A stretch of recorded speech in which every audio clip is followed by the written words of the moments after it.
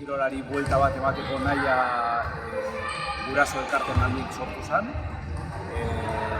Eibarko 7 ikastetxetako guraso elkarteak batu ginen erain sortzeko, eta oin dela ja bizpahiru urte daramagu aro berri honetan lan egiten.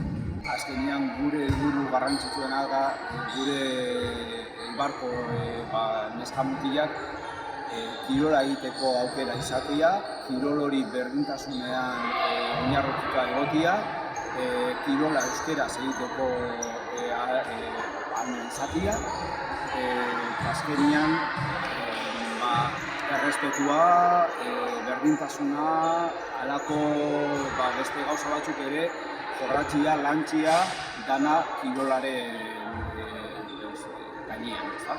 Nahi duguna da, danontzat espazio bat sortu, ume guztiak gustora egongo diran espazio bat, kirol edo ekintza berriak sartzen dira.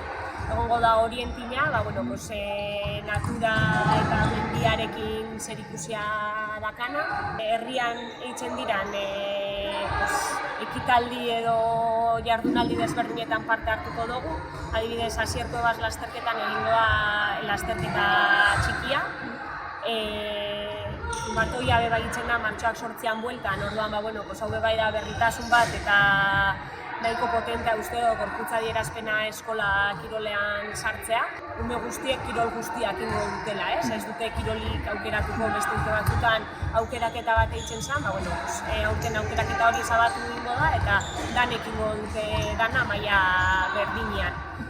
Kirol guztiek presentzia berbera edukiko dute programan bebai, egingo dira partiduak eta hogan bebai, baina pizkat kutsu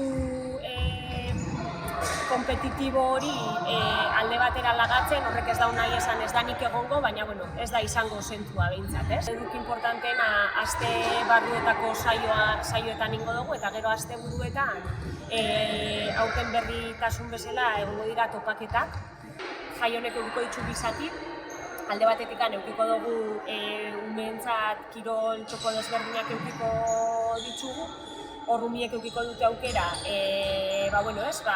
eskola kirolaren harreratxo bat eitzeko, jolas desberdinak planteatuko dira, egongo da puzgarri bat bebai, zehose desberdina eta bitartean, momentu berdinean, egingo da bilera hori gurasoekin. Bezala, prozesu hau martxan ja zegoen, bizpahiru urte daramagu prozesu honetan lanian, azkenean lege berriaren urtera